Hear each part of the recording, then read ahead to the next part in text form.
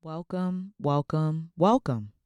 Welcome. Welcome to the Revolutionary Baddies Podcast. Yeah. And welcome to the end of 2025. We're here. Wow, what a year. I'm still here. I'm still here. I mean, we're more than here. We're thriving. We have literally arrived. Mm-hmm.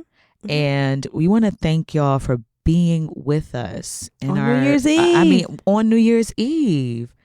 This is the end of a wild ride of a year, I will say. So many things happening, so many changes, shifts, transformations. Yeah.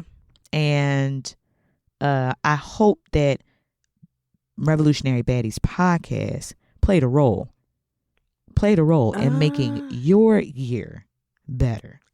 I would think so. I see it no other way. I hope we've pushed people a little bit closer. Just a little bit. I mean, I have, from the time that we launched this podcast, so many people have been like, I've been hearing about Octavia Butler. Mm-hmm. So-and-so has told me about Octavia and talked to me about Parable to Sower or Kindred or whatever. But now I'm gonna read it. I love that. Preaching the gospel, spreading the gospel of it, Octavia Butler. I mean, Shooters and Looters was a phenomenal start to our podcast. Just the start. Mm-hmm. And I mean, I've had people who are just engaged and excited about the podcast. They're thinking about new things. They're picking up books. They're asking questions. So, I mean, that's essentially what we did it for, to get people engaged in these topics. So, yeah. You know, I love to look up some random stuff. Yeah. I love a definition. I love a quote, and I love random stuff. This is the year of the wood snake in the Chinese zodiac. And so I was like, you know, what, because this year sent us a lot of signs, a lot of signals. And, you know, everyone's trying to, you know, especially on New Year's Eve, like, what does it all mean? Yeah. What was this year supposed to be about? What were the lessons that we were supposed to learn? Right. So according to the Chinese zodiac, 2025, going into February 16th of 2026, it is the year of the wood snake, specifically the wood snake. And it is to represent a period of transformation, growth, wisdom, and strategic planning, blending the snake's intuition with the wood element's resourcefulness for new beginnings and nurturing goals. I definitely can say it's been a wood snake type of year for me. You know, a lot of transformation, a lot of growth, a lot of wisdom. And definitely via doing this podcast, a lot of strategic planning. Yeah. I mean, we've launched this podcast. We've launched 2 seasons now. Yeah. We've had a live production. Live show. Fully sponsored, by the way. Mm-hmm. Fully sponsored. That is strategy. Our community literally came through. Yes. For us. For that moment. Showed up in so many ways. So many ways for the live show. Yeah. Once again, shout out to Black August in the Park. Shout out to Black August in the Park. And we've had another in-person event. So a lot of strategic planning to just coordinate these events, get things going. And then the snake's intuition blends with the wood element's resourcefulness for new beginnings and nurturing goals. That's been this project. Yeah, for sure. The growth and the wisdom has come because I'll say, as in making the podcast, I'm learning too. Yeah. Like, I don't want anyone listening to think that I am an expert on anything. Mm-hmm. I know a lot. Yeah. But I've had to learn too. I'm learning. As I learn, I share. So me and Dee Dee have been in the books, in the documentaries, in the data sheets and the studies and the articles, everything. Yeah. Having a lot of conversations. So as much as we've taught, we've learned as well. Mm-hmm. For sure. And I think too, this podcast is coming at a time that it is very, very needed. Just like something that is trying to challenge, number one, I mean, it's a few things. One is that there aren't many opportunities for people to hear voices of Black women, insights of Black women, and what we think about what's happening to our world, what's happening to our communities, what's happening to our people. There aren't many spaces where you get to hear those things. A lot of the podcasts, especially ones that are led by Black women, are focused on relationships. They are focused on being an advocate for yourself, or around mental wellness, or wellness in general. Or they're like very, very niche things. Yeah. Or it's kind of like those podcasts where you kind of talk about anything and everything under the sun. People will have interviewers and ask, silly questions like, do you pay for a man's dick? Those, like, all of that.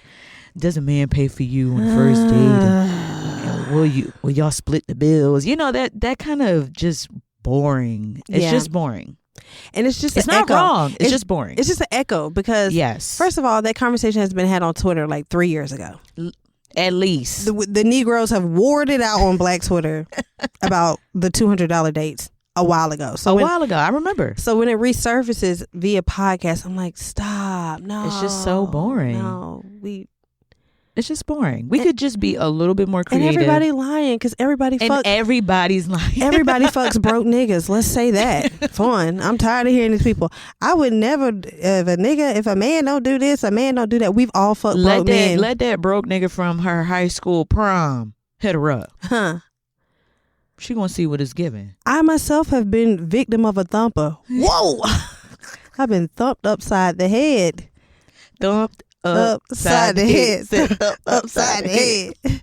And the man didn't have no bread. Okay, freestyle.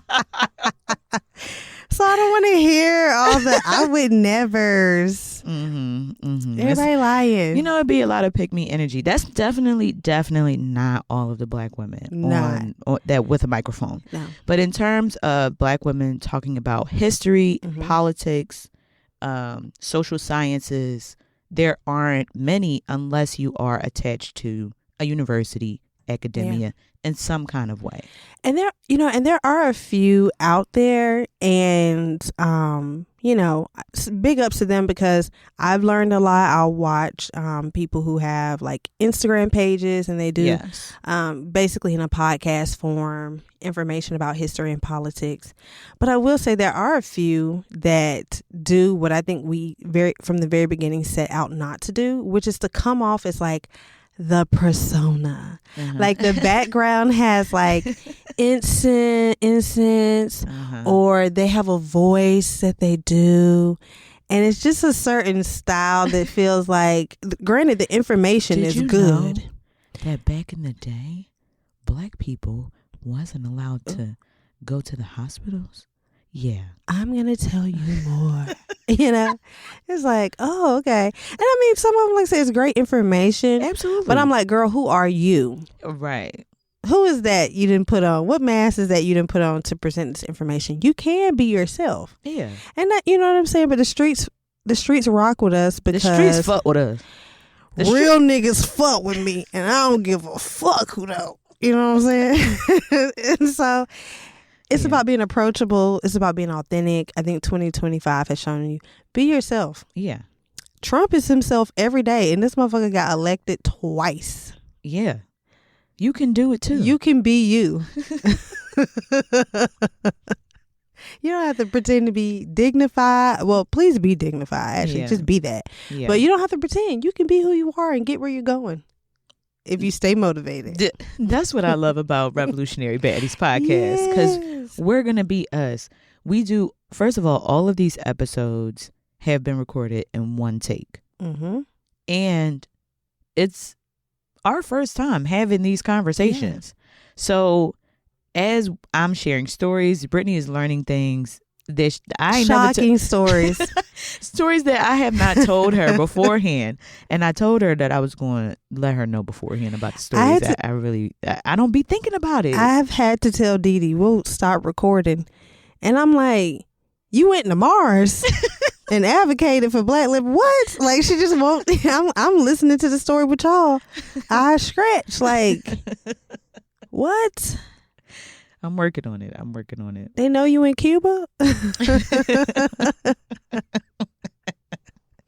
So yeah, very authentic conversations that we're having. Yeah. Sometimes we have so much written down and planned out to take the conversation in certain directions.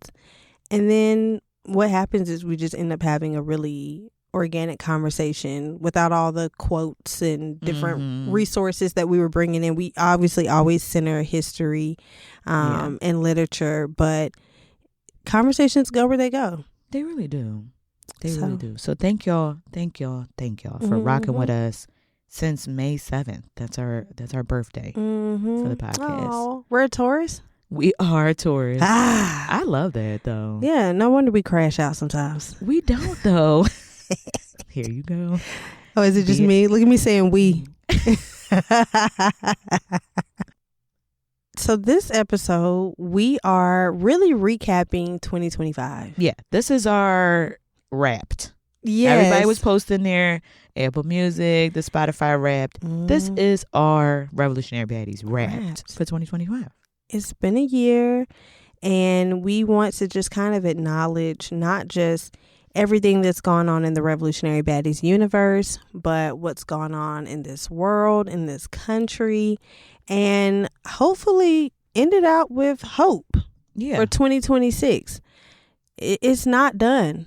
You know, it's not nothing. The fate is not sealed. Yes.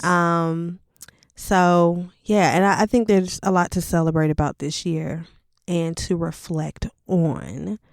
So this episode is gonna be less about some of the books, although we are of course gonna bring up some books that we loved this year. And this is gonna be more about wrapping it up. Yeah. So first, we lost some real ones this year. There has been loss. Big losses. Big hits. Yeah. I don't even know which one. Well, no, I do actually know which ones hit me the most. For sure. We've lost, or you know what? We've gained an ancestor. We've gained ancestors. That's a good way to put it. Asada Shakur. Man, when that news came. Yeah. Granted, she wasn't, young, but so I think that there's a certain respect I have that people of a certain age, transition is expected. I definitely do not fear or hate death. But, you just always want to feel like you have people still here with us, still being able to live their lives. But what a giant whose impact, a lot of people, their impact really isn't felt until after their death. Like, Malcolm X was a huge figure, but after his death is when his legacy really became enormous. But someone like Asada, she had the impact while she was still here, alive and breathing. Yeah, very much so. And so shout out to her. Wasn't she the first woman that was on the FBI's most wanted list as a domestic terrorist? Yeah. What a record. What a life. And we talk about Asada on a few episodes, but especially on the Radical Feminist Revolution episode where we talk about her. But I just want to encourage everyone to read her book. It was transformative to me. It was the first book I read and cried. And she just talks about her journey of becoming a revolutionary, especially at a time where there was so much repression against Black people and against being radical, and just the whole scene of her having to flee the country and make her way to Cuba. Yeah. It's enormous. And I would recommend, I just read the article in the New York Times celebrating the lives that were lost. Mm-hmm. And I think the article is called The Lives They Lived, and it goes over highlighting different people who transitioned this year. And for Assata, Nicole, what is her? Oh, Nicole Hannah-Jones. Nicole Hannah-Jones wrote about Assata, and she talked about how significant it was that she was listed as a domestic terrorist in 2013 under the FBI, under the Obama administration, and how the power structure has always seen Black women as a more significant threat. Yeah. Because they know of our power and our influence and impact in our own community. And she talked about her exile. One thing I didn't realize is that Assata's daughter really, once she was designated on the domestic terrorist list, she did not get to go see her again. Yeah. And that was in 2013. So at least 12 years minimum that she has not seen her mother prior to her transition. So I didn't realize that. Yeah. So a lot of sacrifices she made up until the day she died. For sure. Yeah. We also lost. It's so hard to say. Yeah, we lost D'Angelo this year. Lord, that one hurt me. That was brutal. Deeply. I didn't understand it. When I looked at my phone and I saw him trending, I was like, what is this about? I just knew it was fake. I texted a friend and she was like, I don't see any sources. Like, she was determined to be like, it's not confirmed. Right. And I'm like, I think so. I think it is. Couldn't believe it. It's too sad. I remember I was in Philly this May for my mom's birthday weekend, but it fell on the same weekend as Roots Picnic. And Roots Picnic is an annual huge, festival put on by the Roots in Philadelphia. And I had a bunch of friends that was coming from North Carolina that was coming up to Philly as well. So I got to hang out with them that weekend, but I wasn't planning on actually going to Roots Picnic. I've been before, but I wasn't planning on going. But D'Angelo was the main headliner. And when they announced that he was not going to be there, I was like, oh, something is very, very wrong. Yeah. Something is very wrong. I mean, it's the Roots. Yeah. And it's his boy, D'Angelo. Questlove. Yeah. So, that was in May when that happened. And then the news of him passing was in October. Because it was like right before my birthday or something. It was the day before. No. I think it was the end of October. You think it was the end? I think it was like October 25th. Okay. I don't know. I don't think so. Let's see. Let's just look. Yeah, my mom burnt voodoo to the ground when I was growing up. Yeah, she should. And so D'Angelo's voodoo was always a masterpiece to me, and anybody who knows me knows that it's in my top 5 albums. Always has been. Always loved D'Angelo. Yeah. So, yeah, a musical genius. He did die the day before my birthday. What? Yeah, it was the day before. Because it's the same, that day, October 14th, is also Charlie Kirk's birthday. So it was like all this stuff was happening on the same day.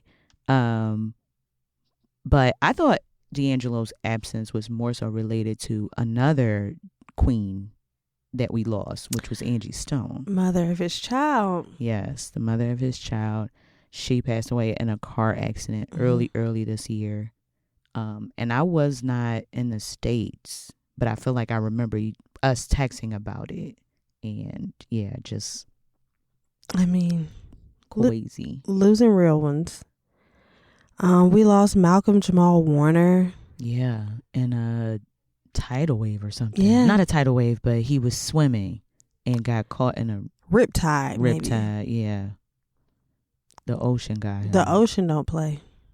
It's sad that, this black artist that we watched growing up, that I definitely watched growing up with the Huxtables, and just his growth of continuing his artistic journey in different ways. Like Yeah, he wasn't just an actor. rapping. Yeah, he did music. He did poetry. Yeah. Spoken word. I loved Malcolm. What was the I think show he called? wrote like a children's book or something. What was the show with? I was about to say Malcolm and Eddie. Was it called Malcolm and Eddie? Or is that a different show? That sound familiar though. Malcolm and It's Eddie. the with Eddie. this shorter, skinnier guy. Yeah. Yes. Dang, Malcolm and Eddie. That was my show. You just Me and my aunt used to always watch it. You just unlocked a serious throwback. Yes, Eddie Griffin. Yes, and then that was my jam too. Yeah, that was a good show. I did like that show too. But yeah, just hard to watch someone that I feel like has been a part of my upbringing. For sure, he was the older brother. Right. And then we lost another freedom fighter, political prisoner, H. Rap Brown, a.k.a. Jamil Al-Amin. Yeah. And, losing him and Assata in the same year, I think brings that focus back on there are, all of the people who struggled during the 1960s and 70s. Yeah. They didn't all die. Right. They were here. They're still alive. There are political prisoners, people still in exile today. Yep. From America. Yeah. Because of their fights against imperialism and capitalism. Yeah.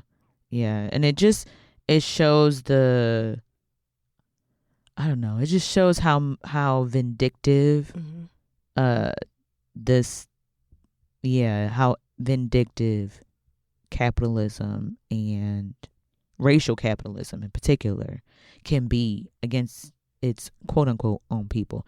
But the reality is that, when people say like its own people, I'm like, but they don't see us as part of them. Like that's part of it. It's like their hearts are not big enough. They don't carry the same sense of community at the core. At the core. And this is, speaking specifically to white supremacists, capitalists, corporate capitalists. Like there is a lack of sense of real community. And so it's whatever for everybody. Yeah. Honestly. Shout out to the political prisoners. Yes. Free all political prisoners. Open the doors. Free them all. Just wanted to start off naming some of our beloved ancestors that we've gained. Some other folks that we lost this year. Roberta Flack. What? That was this year. It was earlier this year. This year has been long. Yes. Long. Yes, that was I find myself this year. saying stuff was last year that was definitely this year. No, that was this year. Yeah, it was earlier this year. She passed away. We lost Diane Keaton. My girl. We love her. We actually do love her. She's worth mentioning. And we also lost... There's several other people, obviously. Y'all know more than I do, for sure. But one good one that needed to go. That motherfucking Dick Cheney. Good fucking bye. See, I thought you was going to say somebody else. I thought you was going to say, oh boy, that caught the bull in the neck. Yeah. But no, Dick Cheney. Yeah, fuck him. May we always remember that he was a piece of shit. And that he was responsible for the war in Iraq. I have theories that he was responsible for other major events. Yeah. I will not list that conspiracy right now, but you all may be familiar with something that happened in September 20-some years ago. Sounds about right. So, Dick Cheney, a lot of people downplay the role of vice presidents. And some vice presidents have been very insignificant, have had very little impact. Yeah. But Dick Cheney was truly a mastermind. And I would highly encourage everyone to watch the movie Vice, which was about him. Christian Bale portrays him. And I think he won like the Golden Globe for it or something. And during his acceptance speech, he said he wanted to thank Satan for giving him some inspiration for how to play. Dick Cheney. Wow. Because that's how much of a piece of shit he was. Mm-hmm. But the movie is very entertaining. So even if you're not like a super history political person, it's a very entertaining way in which they tell his story and his ascent to power. But he and other men like him are behind big multinational corporations. Mm-hmm. And war is an absolute necessity for them and their profits. So when we talk about, you know, being anti-war, we have to understand that it's not about these ideological forces prompting war. Right. Like, oh, well, Israel has a right to exist, and Palestinian statehood, and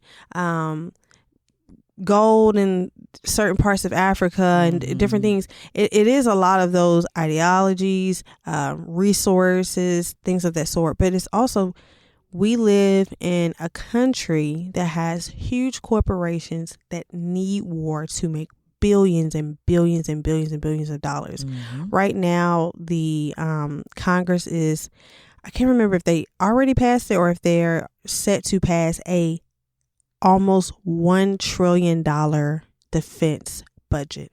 Yeah. That's a T. Yeah. War.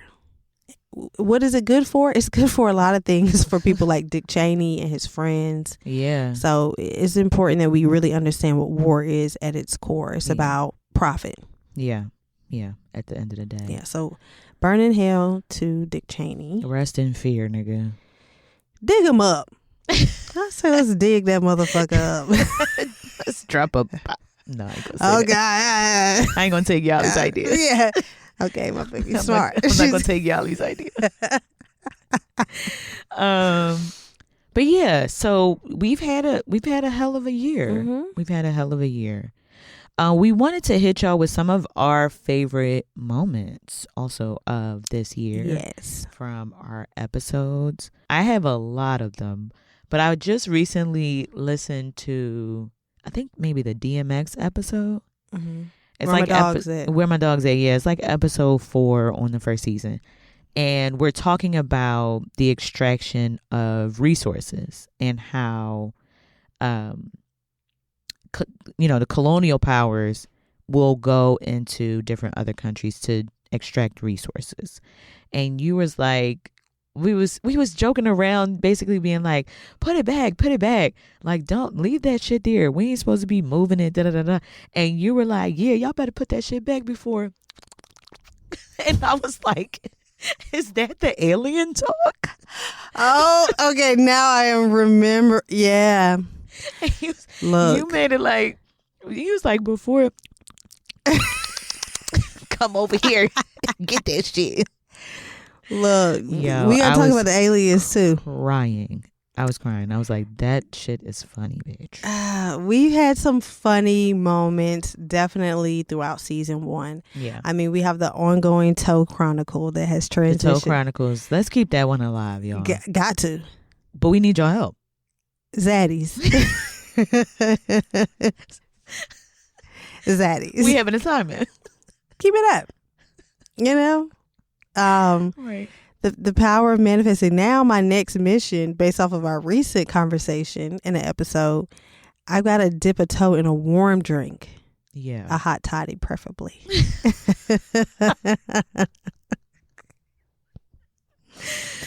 A hot toddy and with a dip and a toe. Swirl it with the cinnamon stick. Ooh. We're going to keep that one going, y'all, because it's just like my favorite little underlining story that we got. Love it. One of my favorite, I mean, obviously Shooters and Looters. Mm-hmm. We did not set out to name that episode Shooters and Looters. Shout out to Damaris. She actually was like our baby daddy of Revolutionary Baddies, all of our branding, production, everything, assistance with our live show. And she listened to the first episode before it launched, and she was like, Shooters and Looters. Yeah. And what's my favorite part? If you all go back and listen to the episode, when I say, that we need shooters and looters, I say it. Dee Dee's talking. And then she pauses and goes back and she says, okay, Brittany, and what are the shooters and looters gonna do? You know, like in very Dee Dee style. Like, well, wait, you didn't brought it up. What are these shooters and looters supposed to do? And I just said, shoot and loot. and that became, it was so funny, and that became the name of the episode. It is our most downloaded episode of the podcast. Yes. Our go bag. We talked about all of the things, being prepared. I mean, once again, shout out to Octavia Butler and Parable of the Sower. Yeah, she really gave us the blueprint. Yes. What else? I mean, when we talked about the Haitian Revolution, I love that episode. I would have to say the capital, the capitalism one. You know, what's a goon to a goblin? It still carries true in how I study and prepare for episodes, or just read or really look at what's going on today. Yeah. I'm like, capitalism. Really getting everyone to understand that is the op. We have some mini ops. We've got, obviously we have racialized capitalism. We have a lot of things going on right now, especially in America. But at its core, it's always worth reminding people, capitalism is the goblin that all the little goons are working under. So I love that we were able to talk about that subject. Yeah, absolutely. Yeah, I think kind of also covering some like new people that we were really just learning about too. Talked about the impact of Vicky Garvin. We talked a little bit about some of the kind of international figures that are our heroes. We mentioned Frantz Fanon a lot last season. I was all up in Wretched of the Earth. Yeah. But I think for me, my favorite episode might be The Man Lives Inside of You. The Man Lives Inside of You. Now, that was a great episode, and it was still so much more to unpack. I think there's going to be a way in which we run it back for season 2. But we've got to get the man out of us. And if 2025 has shown us anything, trying to be highly educated, having the job, being in proximity to whiteness, none of it will save you. Yeah, right. Trump hates white people too. Let's be clear on that. Little known fact. Quiet as kept. He is treating them like low down dirty niggas. Right. I mean, if you're not on his side, if you're not kissing his ass, he really is not treating you much better. Yeah. And so I think that we don't have a need for the man. It's not going to save us. Yeah. Obviously we've had to assimilate and do things for survival, but right now the landscape is changing about what we need to survive. And being the prim and proper and perfect Negro just simply will not be enough for this authoritarian regime, because ICE is slamming citizens on the ground. They're busting out windows of white people who are honking horns riding by. Like, right now they don't care. That's the thing about what activists and organizers and people have been warning us for years, is that when you have these highly militarized forces, yes, they start off on black and brown bodies, but eventually it's on anybody who's in the way. Right. That's it. It's easy to be like, oh, that happens in black communities. Oh, black men are, killed by police. When you have an unchecked body for state violence, it'll turn on everyone. Literally anybody that's not agreeing. Like agreeing and helping. Yeah. Like they actually want us to help them round up whoever it is that they think they're supposed to be looking for. Hand over lists. I mean, look what's happening in the universities. Report people who've made written op-eds and people who are in certain diversity programs. I mean, having the man inside of you will not save you. It's authoritarianism. And I obviously we have to do as much as we can, to survive. And I hear that.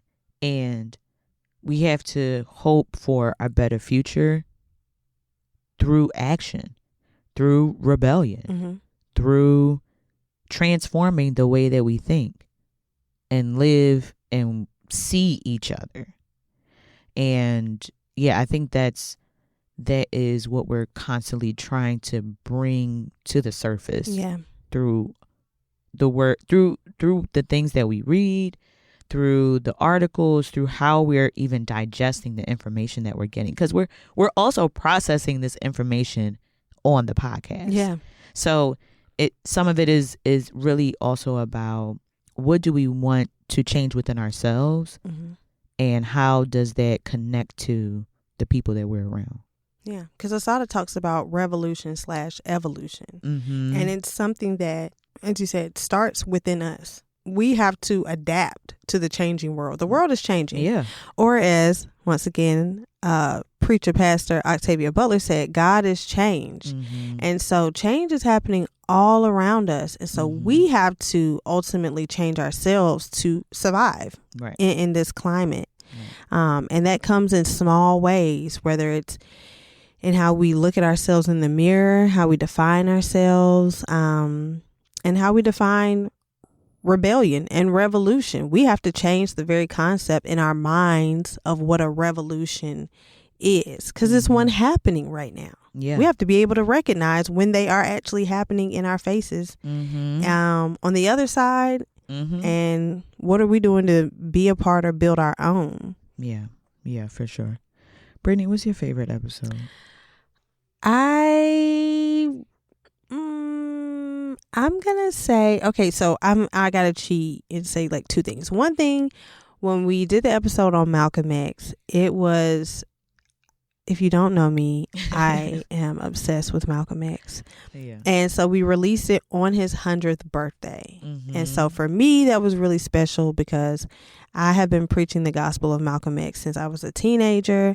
And so to be able to create something that not just honored him, but talk about what we just spoke about, the importance of evolving to be revolutionary, and to release it to the world and pay tribute in a way in which people could, consume it on his 100th birthday. I love doing that. Then what was my favorite? I don't know. I think it would have to be Shooters and Looters because once again, how Parable of the Sower was so transformative for me personally. How it was the launch. We laughed a lot on Shooters and Looters. We really did. And I think it is still something that episode will forever be relevant, but particularly now at the end of the year, seeing all that we've seen. And it's about being prepared for the times. Yeah. So I think the message of it is, people, if you haven't listened to it, go to Shooters and Looters. Yeah, it's a goodie. Start thinking about the ways in which you feel as though you need to be prepared for whatever is to come. Yeah, for sure. But I don't know. I love the Black August series. Oh yeah, that was a good one. That was fun. It was fun. That was fun. Let's jump to some of our favorite moments, because I feel like it's going to bleed into like all of the engagement, both online and offline engagement that we've been in. Like, it's to the point now where, and we both live in Durham. Durham's such a small city, and we go out a lot. We do. We like going out, and we'll bob around, and if somebody knows us, and if somebody knows us, they know they have a podcast. They know we have a podcast. Let's just start there. But like, literally our pronouns are like, oh, here go the Revolutionary Baddies. Here come the Baddies. Literally, when I was on my way into the studio, because we're recording at Queenie's. Shout out to Queenie's. Shout out. That's been supporting us all year. We were recording, and somebody texted me, was like, I just saw the Baddies walking into the studio. No, it is funny. I took my daughter to an event 2 weeks ago at, what's it called? Shrine of the Black Star. Oh, Yeah. They had an amazing event. Check them out on Instagram. And pretty much where they provided breakfast and reading to children. Mm-hmm. So I took my daughter, and we had to be let into the building, and someone came and, let us in. And as soon as the door opened, my daughter Yali walked in first, and she looked at Yali. She looked at me. She said, "You're a revolutionary baddie." And I was like, yeah, and, we're hustling and bustling into the building. And she was like, "I recognize your daughter." Uh-huh. And I was like, right, because the woman is somewhat related to Dee Dee. Yeah. And so Uh-huh. she's They're seen my my cousin. daughter in posts that Dee Dee's put up. Uh-huh. And it's just like, oh, okay. Yeah. So it's like, and then she pulled me aside, while the children were playing and reading, and we had a whole conversation about the podcast, about how she could offer resources and certain books she was recommending to me. And I just love having that type of connection, but it's just funny. It's definitely been an adjustment to know that she felt like she was talking to a revolutionary baddie versus just Brittany, like, Right. like that was something Right. I had to like keep in mind. Like, okay, I'm really speaking like in terms of the podcast, not just as a person who's interested in certain subjects. Mm-hmm. So that's been definitely fun. I mean, it's been fun. It's been fun. Shout out to our community. Love them real bad. That's Real been some bad. of my favorite moments have been the ways in which we've just ended up working with people, doing things, being in community. Yeah. Planning our live show was such a wonderful, wonderful experience. Yeah. Even to like down to when we were looking for venues. Mm-hmm. We were like at the Durham Arts Council on a Right. Saturday, like touring. We're making backstage. We're in the dressing rooms. And we did not get that venue because they were busy. They were busy, or we was too late.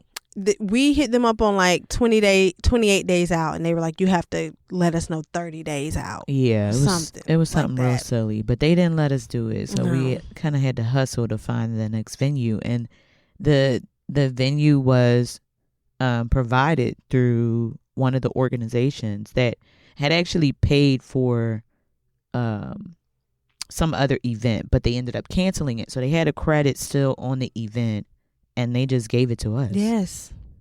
Like, that's kind of unheard of. Yeah. For a lot of people and a lot of events. But we made it work. We made it happen. With the community. And another event was we were featured in a short film. Yes.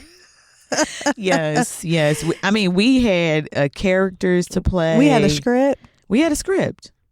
Yeah. Like multiple shots. We had to do interviews afterwards. My daughter was an actress. She hit her lines. She hit her lines. That was fun. That was a very funny experience. Kind of remaking a soul food type of vibe. Yeah, it was like a little skit. It was very, very cute. Yeah. I had a great time. Enjoyed it thoroughly. Yeah. What else? And I just feel like that was one of those things where it was like we were supposed to be in costume as well, right? So we're supposed to be dressed like you going to Big Mama's house for dinner or whatever the case may be. But it's also kind of like 90s vibes. I think. They told us like 2000s. Oh, 2000s, yeah. Y2K. And I'm like, how the hell do I dress for Y2K? Why do we always get these eras? This was a 2000s assignment, but then we also got to co-host the Black Farmers Market telethon. Yes. And in that telethon, the idea was that we were highlighting Black food justice through the decades. Mm-hmm. And we started off the telethon, so we started in the 60s. Mm-hmm. And that was the assignment for what we needed to wear. Yeah. It was cute. It was. We ended up tweeted out. Yeah, we were. We wore a lot of tweed. We had a lot of tweed. Our tights. Yeah. I had a whole different outfit planned, but everything came and it was too small, and I was sad, and so I had to figure out something quick. But we ended up both in tweed. Yeah. That was a lot of fun. Yeah, that was fun. I mean, it's been a ride, and it's only been 7 months. I think that is one thing that's kind of hard for me to wrap my mind around. Like, all of these things have occurred. But even before the podcast launched in May. One thing, if I could give any advice coming out of 2025 is the power of the pivot. I think I've mentioned this before. When we set out to do this podcast, we initially wanted to do a visual podcast. And then we realized, due to the way we wanted it to be presented, the resources we wanted to have, the timing, the way we would, the frequency and being able to film, we were like, you know what, it's gonna be audio. So we pivoted.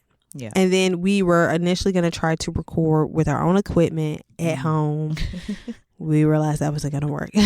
And then shout out to Kristen from Black SEL, because she actually gave me a box of equipment. Yes. But everything didn't match. Like, I had a microphone, but it ain't had no cord. Yeah. And then I had a stand, but the microphone didn't fit. Kool-Aid, ain't got no sugar. But yeah. They got no jelly. It was given that. But it was a good start just to kind of get an idea of what the equipment could look like. But we settled on using this community podcast studio, which we want to keep under wraps. So don't tell everybody. Okay. But shout out to Queens. So we've had to pivot multiple times. And I think that's one thing coming out of 2025, everything that's going on in the world. Once again, you have to be adaptable. You got to know when to say, you know what, I'm not going to get stuck because this is a problem. I'm just going to go, let's move it over here. Let's do something else. Yeah. That is going to be a life skill for surviving the next 3 years of, especially if you are, I'm sure, an organizer, into activism. Like, all right, Trump he's shutting this down, shutting that down, shutting this down. And people are still going to keep making the moves. The power of the people will not be stopped. Absolutely. Absolutely. Just the amount of, for example, this has happened many, many times over the past decade, but specifically the SNAP benefits being cut and how many people in so many different ways showed up to get food to our people. Quick. I mean, a lot of these things have already been going on. Like, alternative food systems have been going on for a long time. This is not new to us, but just the amount of efforts that businesses were also making around trying to get more food, taking donations and offering free meals or offering a gift card or offering a actual product of theirs. Yeah, it was just really beautiful to see that that's happening, while also very sad that this is what things have come to. Yeah, because our government is a deadbeat parent. To say the least. But yeah, just feeling very grateful and appreciative of all of our day ones, all of our revolutionary zaddies. Yeah. Thank y'all. Absolutely. And, we have just a couple of revolutionary tips to end out 2025. So we've kind of discussed them in certain ways throughout this episode, certainly throughout the seasons. But we've got stay ready so you don't have to get ready. Going back to being prepared, shooters and looters, having a go bag, all the things. In these times, being proactive is imperative on an individual level and as a collective. This is not the time to just keep the head in the sand and say like, you need to have safety nets wherever you can build certain safety nets. Safety nets don't always have to be money. It can be whatever resources you can pull in your family, in your friend groups, in your communities, in your cities. Being proactive going into 2026, being proactive with your health, whatever it is, stay ready. Yeah. Also, pick a side. And by that, I mean, like, we have to divest daily from things that don't serve us anymore. And we have to have strong convictions. We talked about this on the first episode, Parable of the Baddies. Yeah. This is a time where you have to really believe in freedom, liberation, justice, yourself, your community, the power of the people. Yeah. And you can't play both sides, being half in and half out. Devil's advocates. Yeah. The devil don't need no more advocates, y'all. It is time to pick a side. Pick a political party. Pick an organization. Pick a politic around something. But you know what? It's so much on our social media, especially like content creators, that being the devil's advocate or being contrarian is meant to help boost your audience. And this idea of, well, what about this other take? It's kind of the idea of being contrarian for the sake of being that. And I feel like that really clouds our judgment. It also clouds just the authenticity that we actually should be having about what we seek to, what our future looks like. Yeah. And I think that like it's just kind of unhelpful. Yeah. Unhelpful. And I like that you bring that up, because for the people who are being contrarian, I think it's important to bring in different perspectives and point of views. But I think people can also realize that a lot of things aren't either or.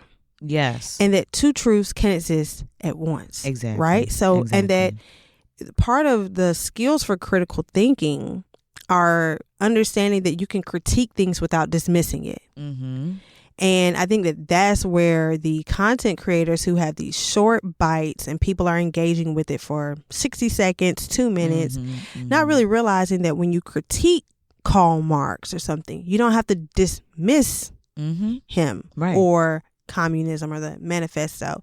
So, I see where people are trying to bring in aspects of critical thinking by bringing in unique perspectives. But if you're missing the other components of realizing that some critiques can be constructive and that it's not all meant to dismiss entire theories, entire bodies of work, entire people and their actions. I think, it's a disconnect. Like we get, so two things can be true at once. Yeah, we got to level up the critical thinking. Critical thinking. That's my revolutionary baddie tip. Ooh, yes. Figure out ways to level up your critical thinking. How to research things on your own. And honestly, how to get a book and read. Read. Long form reading. That's in. Long form reading is in. Bring it back. Yeah. Read the whole body of work before you're like, I don't even agree with Marx. Babes, you haven't read them. Babes, shut up until you read that book, and then read one more on it. I put freedom is fragile. Boy, have we learned it. That decades worth of work done by organizers and freedom fighters can be eroded in the sign of a fat marker from those little orange fat fingers. Funding can be cut to programs that have existed and supported people for decades. And that our freedoms are not, we talk about inalienable rights and stuff. We don't have these rights that we have codified into law that will protect us and exist. People talk the Constitution. Constitutions throughout world history and in current day countries are being overthrown. You know, so a constitution is not a permanent fixture in any nation. Plenty of nations have had multiple constitutions, including us. Our constitution was not what originally existed, right? We had to draft it after a revolution. So, freedom is very fragile. And like anything that's fragile, that means we have to take it very serious and decide for ourselves what we want to do to protect it. Absolutely. Next, stay connected. Community. We basically already just talked about this. People coming together to pull together resources for food. When SNAP benefits were cut, people fighting like here in Durham for tenant rights. All of these different things. Community, the way community has shown up for the Revolutionary Baddies. You got to be locked in with somebody. So once again, talking about online content, all of that. This is how I dry rot in my house for 3 days. Cut that shit off. Swipe away from that shit. Now, granted, we all love a good day in the house to ourselves. Nothing is wrong with it. And I think actually more people need to go home and sit down. Yeah, because people do need to go home. Go home. That's Dee Dee's. That's my other revolutionary baddie tip. Know when it's time to go home. Absolutely. As a girl that goes out, you gotta know when it's time to go home. And make your home a place of peace. Yeah. So that's why people don't be home. That's why you see somebody out. They don't really like it. You don't want to go home, do you? Make your home a place of peace. Yeah. That might be the last thing you can hold on to in this economy.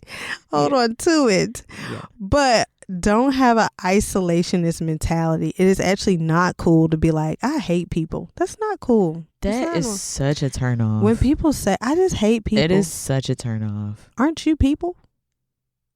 Because what does that even mean? And what do you get out of that? Oh, you're so cool. What do you want to be, American Psycho? The fuck? What are you telling me? I hate people. Okay, cool. Yeah, no, I won't be eating what you brought to the potluck. Right. Because what you done did. What do you mean by that? Because what are you capable of? If you're capable of just like blanketly saying that you hate people. You hate the species you're in? It's very weird. It's like when people say they hate children. I'm like, weren't you a child? Damn. Clearly not. Maybe you came out grown. Maybe people got trauma. That's what it is. That's okay. Go to therapy. That's another thing. But that ain't people's fault. Yeah. Hate people. You hate certain people. Yeah. Duh. People hate you. That's the real problem. People hate you. You just, so you don't have fun when you go out. Don't nobody want to be near your ass. No, we love people. We love people so much that we have hosted 2 in-person events in the 7 months that we've started. Love people. Planning more. I meet some of the most amazing people. Teach me things. Mm-hmm. Who gonna suck my toes? People. I love it. So we stay connected, man. Stay connected. Right. You can get a lot from people. And community. So community will save us. Yeah. And I put strive towards something. I think this is like the year of the wood snake. New beginnings, nurturing goals. Mm-hmm. These are dark times. If you ain't focused, if you don't have a North Star, you're not focused on like heading towards something, and hopefully something just beyond your own self-service. Yeah. But something that has a greater good. I think it keeps a bright light in you. Yeah. Because if you ain't what do people say? An idle mind is the devil's workshop, or idle hands, especially men. Get to work, get up, and not work in its traditional sense, but just being I just be chilling. At this age, life can get very mundane, very routine. Yeah. So I think find a hobby, find a way in which you can maybe be in community, mutual aid, support, join something. I don't know, but I think this is a year and going into 2026, set some goals. Yeah.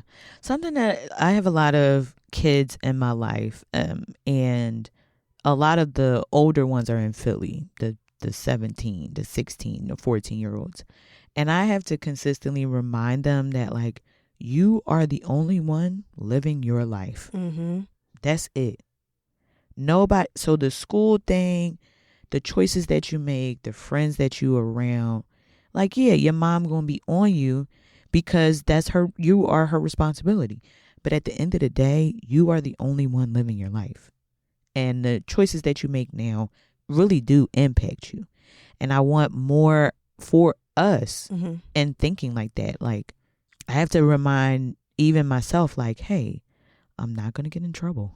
I'm not going to get in trouble for saying, for, I don't know, canceling an invitation or like whatever, or being super late for us recording this thing. Like, I'm not going to get in trouble. To me, that ties to the not being an isolation thing, really like being expansive about this world that we're in, how you could be in it, what you could be doing. The possibilities are truly endless. And being out in the world imperfect. You don't have to be, You know, if another thing for like with this podcast, you don't have to have read all the books. Right. Know all the things. Absolutely. To be able to show up and be valuable in a organization, in your community, in your family, in your, friend group. We don't have to, because once again, looking online, everybody perfect. And they lying. All of them lying. All the politicians who make it seem like they've got it figured out. Yeah. We've got the greatest plan. We're on the great. They are figuring shit out every single day, every single moment. We all are. Yeah. So you don't have to step out and be perfect to be a part of the revolution or a part of your community. And some people do believe like in order to be in an organization, certain organizations or be in the community, like you got to know all the things. Like you got to have read the things and understand what neoliberalism, what's the definition of it is, and what's heteronormativity and pronouns. Like people do think that they have to have all of that figured out before stepping into a space. And the reality is that you are going to get it wrong. Yeah. And that's okay. You're going to get it wrong sometimes. That doesn't mean you don't show up, though. Yeah. And I think that is what keeps a revolutionary spirit alive, is the understanding that you don't know everything, but it's all worth figuring out. Yeah. It's a journey. Freedom is worth figuring out. we got to have a plan, Stan. Hello. Shout out to Nipsey. Like the marathon continues. This is... The revolution is a marathon. Absolutely. And it's not something where you typically live to see the end of it. Right. You know? Right. You'll see a certain phase of achievement perhaps in it. But the work of Black liberation, of freedom struggles, it is continuous human effort.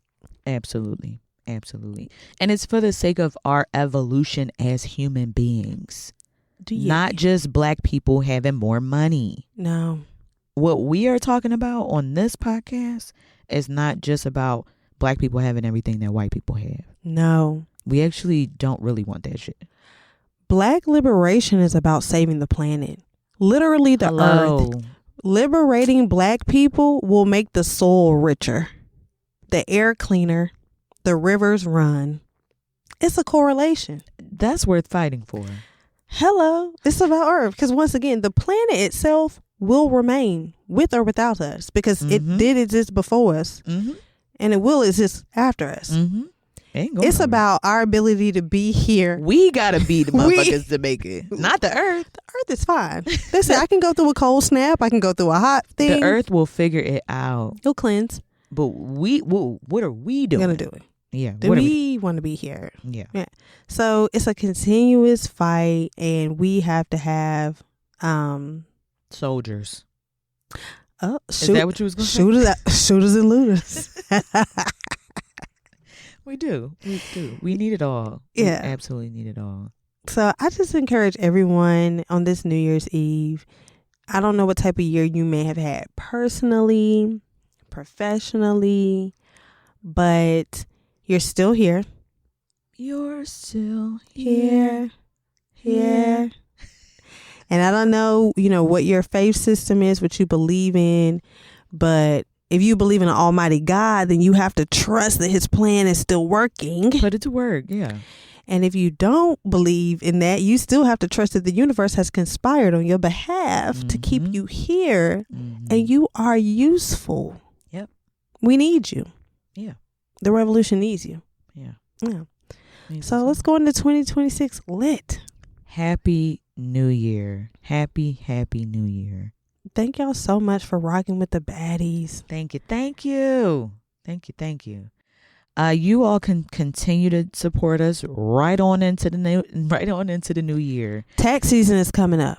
Take some of that income. Tax season is coming. Brittany, W-2s will be out by the 31st of January. Let's see what you got. By supporting the Revolutionary Baddies, we have a Patreon. We have 2 levels. Day ones, which is only $3 a month. Nothing. Crumbs. And then we have our Revolutionary Zaddies level. Our Revolutionary Zaddies level. Shout out to our Revolutionary Zaddies. And Zaddies is gender neutral. Anyone can join. Anyone can be a zaddy. You could be anything, honestly. Truly. But we really want you to be a revolutionary zaddy. Yeah. So we have the link to the Patreon in our bio. Mm-hmm. It's also in the description of this episode. We have all of our episodes are on Spotify, Apple, Amazon, most places where podcasts Subscribe are on played. YouTube. We got YouTube. All the people on YouTube. We got a YouTube. So hit us there, see us there. Send it to if you got family and friends in the Caribbean, if you got family and friends, over on the continent, send them our YouTube. Yeah, because I've been looking at the international statistics. I don't know if we on the continent. We not. It's a crime. Y'all know how I love West African. It's a crime. Damn, all right. Let me get on my Zoom. Gotta get on your Zoom. You can also follow us on Instagram, Revolutionary Baddies. Please share our page, comment, respond to our questions. We have a question for every single episode. We would love to hear what you think. And we will see you all in the new year. Happy New Year. Woo!